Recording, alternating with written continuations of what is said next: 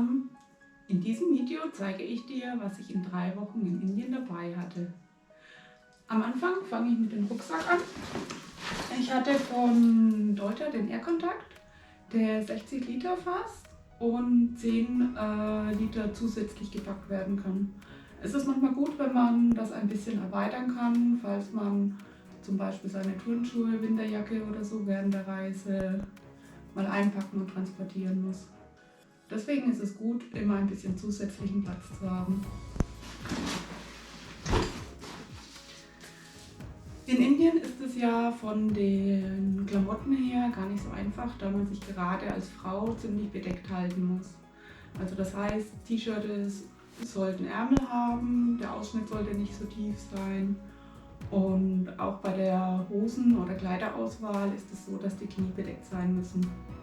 Deswegen habe ich bei meinen T-Shirts hauptsächlich T-Shirts mit Ärmeln genommen und ich war am Ende meiner Indienreise in Goa, da ist es mit der Kleiderordnung etwas lockerer und da habe ich mich dann eben auch für Tanktops oder Spaghetti-Trägertops entschieden. Deswegen habe ich ein bisschen mehr T-Shirts dabei gehabt, um einfach für alle Eventualitäten vorbereitet zu sein.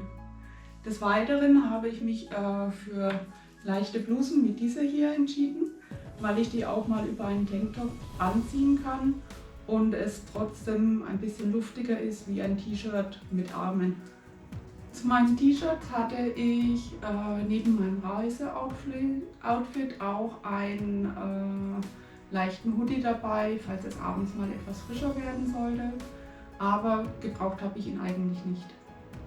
Dann wie gesagt von den Hosen her, also so Knie sollten bedeckt sein. Deswegen habe ich mich eigentlich für lange Hosen entschieden und meistens dann auch sehr bequeme, weite Hosen, wie zum Beispiel so etwas. Die sind schön luftig, locker und kann man problemlos tragen. Des Weiteren habe ich gelesen, dass man zum Beispiel keine zu engen Hosen anziehen soll, wie beispielsweise Leggings. Deswegen war ich mit diesen weiten Hosen dann eigentlich optimal ausgestattet. Des Weiteren hatte ich auch einen leichten Sommerrock mitgenommen. Alles ist bedeckt, wobei die Farbe Weiß in Indien nicht wirklich praktisch ist, weil es bleibt leider nicht weiß. Es sah am Schluss schon ziemlich verfärbt aus, aber beim Waschen ist zum Glück alles rausgegangen. Für Goa hatte ich dann noch 2 kurze Hosen dabei für den Strand. Also ganz einfach, was man gut kombinieren kann und überall tragen. Von der Unterwäsche her hatte ich Unterwäsche für eine Woche dabei, das heißt 7 Unterhosen, 7 Paar Socken. Bei den Socken habe ich auch einen Tipp: Kauf lauter gleiche Socken. Wenn du auf Reisen wäschst, hast du immer wieder das Problem, dass ein einzelner Socken abhanden kommt. Und als ich lange Zeit auf Gran Canaria war, hatte ich unterschiedliche Socken dabei. Und irgendwann musste ich dann 2 unterschiedliche Socken tragen, weil einige verschwunden waren und es sich anders einfach nicht mehr kombinieren ließ. Für Goa hatte ich dann auch noch ein Bikini dabei. In Goa kannst du problemlos mit dem Bikini ins Wasser gehen. Da geht jeder eigentlich so ans Meer. In anderen Teilen Indiens solltest du dich etwas bedeckter halten. Des Weiteren zeige ich dir noch mein Reiseoutfit. Ein paar Socken, Unterwäsche, ein bequemes Baumwoll-T-Shirt, eine Sportjacke ist immer gut, weil man, wenn es dann doch zu warm wird im Flugzeug, kann man den Reißverschluss aufmachen, wieder zumachen, je nachdem wie man sich gerade fühlt. Also ich finde das so am praktischsten und ansonsten eine leichte Cargohose. Und des Weiteren hatte ich, da es in Deutschland ja momentan Winter ist, noch eine Daunenjacke dabei. Meine Wäsche sortiere ich dann in solchen Wäschebeutel. Da mache ich dann in das eine T-Shirts rein, in das andere Hosen rein, eins für Unterwäsche, eins für Socken und dann ist eigentlich alles gut im Rucksack sortiert. Natürlich braucht man beim Reisen auch Schuhe. Ich habe da ich ja nur 3 Wochen unterwegs war und keine anspruchsvollen Wanderungen geplant habe, mich einfach für meine Lieblingsturnschuhe entschieden. Das sind die Brooks Ghost. Ich weiß jetzt gar nicht, welche Nummer das ist, aber die habe ich schon seit mehreren Jahren und hatte schon einige Modelle, bis sie durchgelaufen waren. Und in denen laufe ich einfach am besten. Des Weiteren für den Strand oder auch so zum Stadterkunden ein paar Flipflops. Hier hat sich auch dieses Paar von Adidas bei mir bewährt, weil hier an den Zehen, das ist richtig schön weich und ich kann damit den ganzen Tag laufen, ohne irgendwelche Blasen zu bekommen. Also falls du noch nicht das richtige Paar Flipflops gefunden hast, wäre das vielleicht mal eine Option. Des Weiteren war ich in Indien ja auch auf eine Hochzeit eingeladen. Da wird das Video auch noch online kommen von der ganzen Hochzeitszeremonie, die super spannend war, weil eine indische Hochzeit, gerade eine Hindu-Hochzeit, geht über mehrere Tage und da gibt es viele unterschiedliche Zeremonien und jeden Tag trägt man andere ausgefallenen, also für uns ausgefallenen indischen Kleider und da musste ich natürlich auch ein paar schicke Schuhe mitnehmen. Klamottentechnisch musste ich zum Glück nichts mitnehmen, da mein indischer Freund für die Garderobe während der Hochzeit gesorgt hat. Und ich hatte noch was ganz Wichtiges vergessen, und zwar bei der Unterwäsche. Da ich während der Indienreise auch meine Periode erwartet habe ich Periodenunterwäsche mitgenommen, weil das einfach beim Reisen für mich das Praktischste ist. Ich bin mit 6 Stück ausgekommen, die man jeweils 12 Stunden tragen kann und zwischendrin musste ich sie halt auswaschen und wieder trocknen. Und da die vom Stoff her ziemlich dick sind, habe ich mich eben für 6 Stück entschieden, um wirklich auf der sicheren Seite zu sein. So, was hatte ich sonst noch in meinem großen Rucksack? Ein kleines Handtuch, das schnell trocknend ist, um das Gesicht waschen zu können. Ein Reisehandtuch, das schnell trocknend ist. Und ein großes Strandtuch, das man auch als Handtuch bzw. als Kleid binden kann. Also da findet man immer viele Möglichkeiten, das einzusetzen. So ein Tuch hat sich bei mir auf Reisen auf jeden Fall bewährt. Dann hatte ich einen Regenponcho dabei, den habe ich zum Glück nicht gebraucht, aber es ist immer gut, wenn man vorgesorgt hat. Ich habe ein Flightcover für meinen Rucksack dabei, weil die Reiserucksäcke haben viele Bändel, die sich irgendwie am Flughafen beim Transport verfangen können. Und deswegen ist es eigentlich immer ganz gut, wenn man so eine Schutzhülle außenrum macht. Ist zwar relativ sperrig, aber es hat sich halt für mich bewährt. Dann habe ich einen Beutel dabei, da mache ich immer die Schmutzwäsche rein. Des Weiteren habe ich noch einen weiteren Beutel dabei, den ich entweder für Schmutzwäsche nehmen kann oder eben vor Ort, um Einkäufe zu erledigen, wenn ich Wasser kaufen will oder ähnliches. Für Tagesausflüge habe ich immer diesen kleinen Rucksack genommen. Der hatte genug Platz für meine Kamera und meine GoPro. Zur technischen Ausstattung komme ich dann am Schluss auch noch.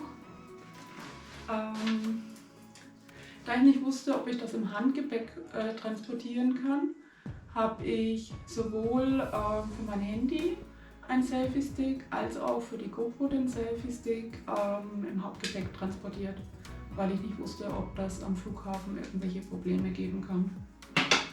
Ich hatte noch eine kleine Brusttasche dabei, die habe ich aber gar nicht gebraucht, weil ich mich ziemlich sicher gefühlt habe und meistens eben meine Handtasche verwendet habe. Und in Gegenden, die etwas überlaufen waren, wo ich Angst vor Taschendieben hatte, habe ich einfach nur meine Hand über die Handtasche gelegt und hatte so keine Probleme.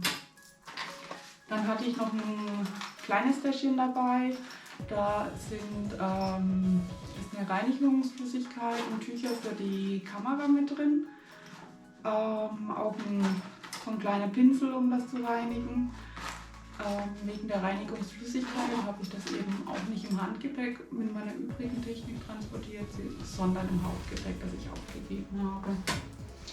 Und ich habe hier immer noch mal so eine kleine Tasche, wo ich alles Mögliche dabei habe. Wäscheleine,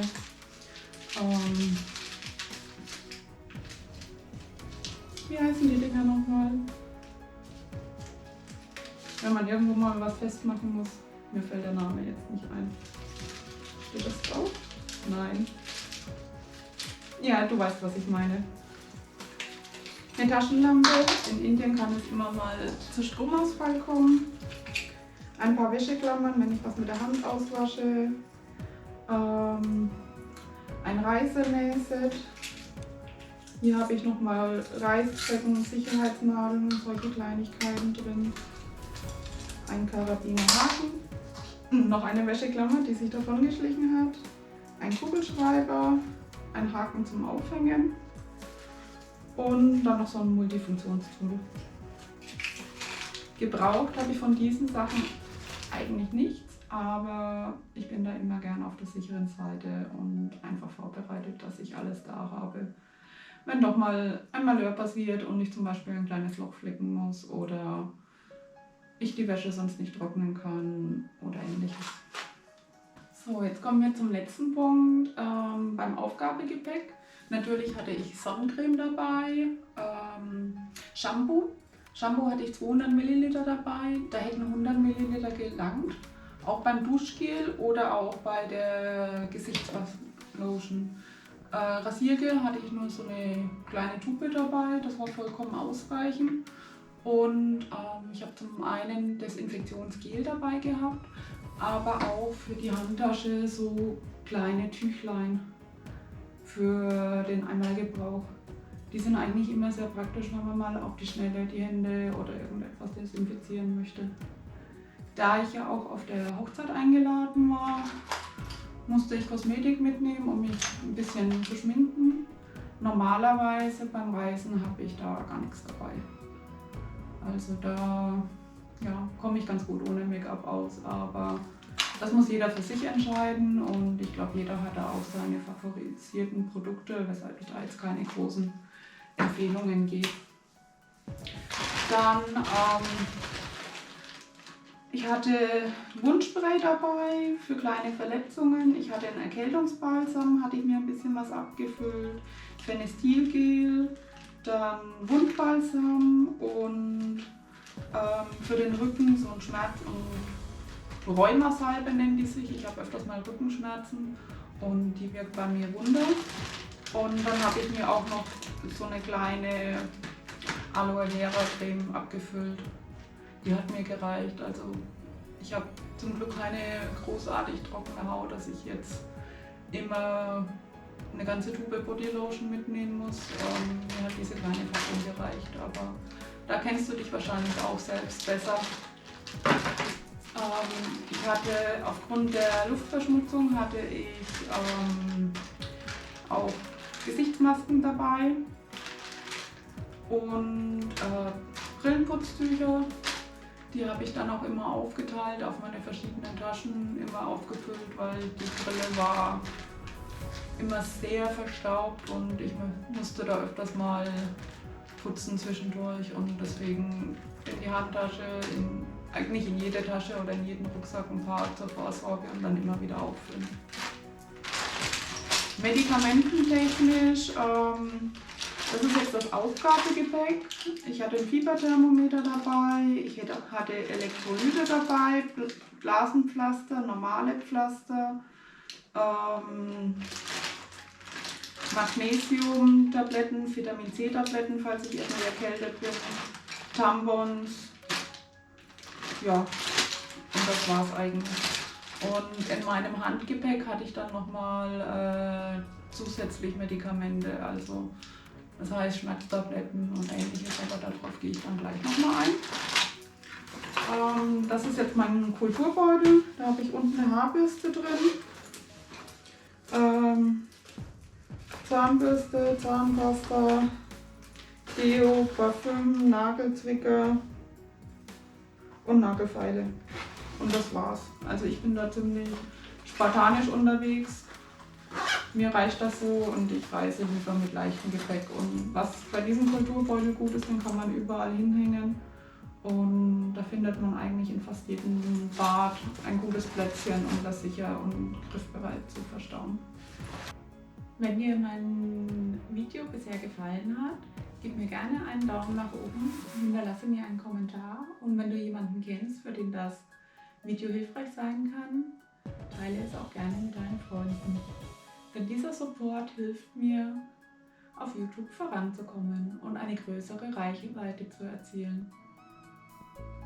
Das Aufgabegepäck hatten wir jetzt fertig. Was ich da noch vergessen habe, ich habe vor der Reise eine Rolle Klopapier dabei gehabt. Und das ist jetzt das, was übrig ist. Also das heißt, ich habe es wirklich gebraucht, weil in Indien findet man oft kein Toilettenpapier. Auch in den Unterkünften ist es nicht standardmäßig vorhanden. Normalerweise hat man da so eine Brause, mit der man sich abspülen kann. Ich mag es nicht, die Klamotten über den nassen Poppes zu ziehen, deswegen habe ich zum Abtrocknen dann immer nochmal Toilettenpapier verwendet. Und wie gesagt, für 3 Wochen hat mir dann letztendlich eine Rolle gereicht, aber ja, das kannst du selber entscheiden, wie viel du brauchst. Und jetzt mache ich mit dem Handgepäck weiter. Früher bin ich immer mit einem speziellen Kamerarucksack gereist. Da habe ich aber dann sonst nicht mehr viel reinbekommen. Und aus diesem Grund habe ich mir jetzt einen Wanderrucksack besorgt. Der hat, glaube ich, 40 Liter. Ja, genau 40 Liter. Ist von Mountain Top, von der Qualität echt gut und auch sehr leicht. Also zum Beispiel für den Jakobsweg geeignet. Also wenn ich wieder auf den Jakobsweg gehe, werde ich mit diesem Rucksack auf jeden Fall reisen. Und der hat ein extra Laptopfach, weshalb er für mich eigentlich perfekt geeignet war. Und ich zeige dir jetzt mal, was ich so alles drin hatte. Also zum einen hier den Laptop und ich habe eine externe Festplatte, weil durch meine Videos und Bilder brauche ich ein ziemlich hohes Speichervolumen. Das hat man im normalen Laptop nicht. Dann brauche ich natürlich das Ladekabel für den Laptop und um die Bilder dann auf meinen Laptop zu spielen, habe ich so einen kleinen Kartenleser, mit dem ich das ganz einfach machen kann. Dann habe ich hier Kopfhörer dabei für den Flug. Das ist auch sehr angenehm, weil die In-Ohr-Kopfhörer, die kann ich nicht über so lange Zeit verwenden. Wenn zwischendrin der Saft ausgehen sollte, habe ich eine Powerbank dabei.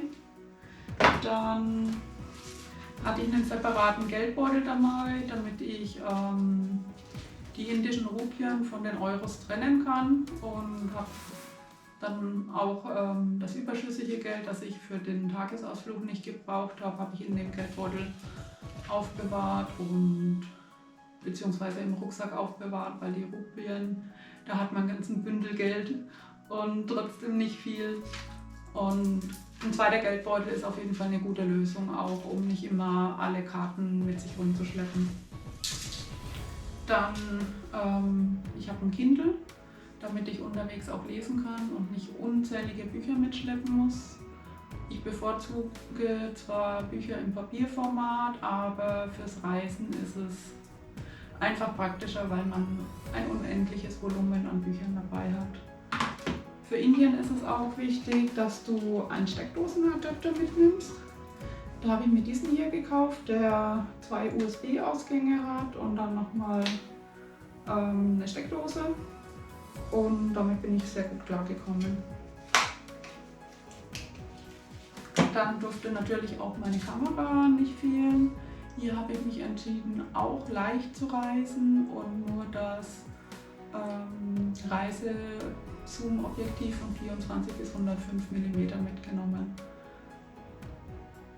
Dann hatte ich natürlich auch die GoPro im Rucksack, aber mit der nehme ich gerade auf, deswegen siehst du sie nicht. Meine Speicherkarten habe ich in so einem Kästchen organisiert, das ist auch wasserfest. Und die Speicherkarten halten irgendwie nicht. Falsch rum. Also da kann man gut seine Ersatzspeicherkarten sortieren und aufbewahren. Und wie gesagt, dieses Case ist auch wasserfest. Dann zum Reisen mit Indien mit Technik nochmal was ganz Besonderes. Wenn du innerhalb von Indien Flüge hast, musst du bei der Sicherheitskontrolle am Flughafen alle technischen Gegenstände aus deinem Rucksack rausnehmen. Das habe ich nicht gewusst. In Deutschland ist es nur der Laptop, der rausgenommen werden muss. In manchen Ländern muss man vielleicht noch die Kamera rausnehmen, aber nicht jeden Akku, jede Powerbank, jedes Käbelchen und so weiter und so fort. Und glücklicherweise hatte ich noch so 1 Liter Beutelchen dabei. Und nachdem ich den ersten Inlandflug hatte, habe ich dann all meine technischen Gegenstände in verschiedene 1 Liter Beutel aufgeteilt und konnte die dann einfach entnehmen. Weil bei meinem ersten Inlandsflug ist auch für meine Schrittzähleruhr dann das Ladegerät verloren gegangen, was sehr ärgerlich war, weil dadurch meine Schritte in Indien nicht wirklich aufgezeichnet wurden und ich die Uhr dann, nachdem der Akku entladen war, nicht mehr nutzen konnte. Für Kamera und GoPro brauche ich natürlich auch die Ladegeräte. Die Ladekabel, die habe ich jetzt gar nicht mit hier liegen, aber die brauchst du natürlich auch, ganz wichtig. Dann habe ich die Kofferwaage noch dabei, um mein Gepäckgewicht nochmal zu überprüfen. Aber ja, ich habe Weitspiegelraum nach oben, jetzt in Indien hätte ich es eigentlich nicht gebraucht. Dann einige Medikamente habe ich im Flugzeug mit dabei. Schmerztabletten, meine Antidepressiva, dann was gegen Durchfall und ich empfehle dir auch für Indien Perinterol mitzunehmen. Das ist es bereitet gegen Reisedurchfallerkrankungen vor, ist auf natürlicher Basis mit Hefe und kann eben auch vorsorglich genommen werden. Also für mich, ich habe sowohl Imodium gegen Durchfall gebraucht, als auch das Perinterol. Also es ist ganz wichtig, dass du dich da vorbereitest. Übrigens, Mückenspray habe ich keines mit in Indien dabei gehabt.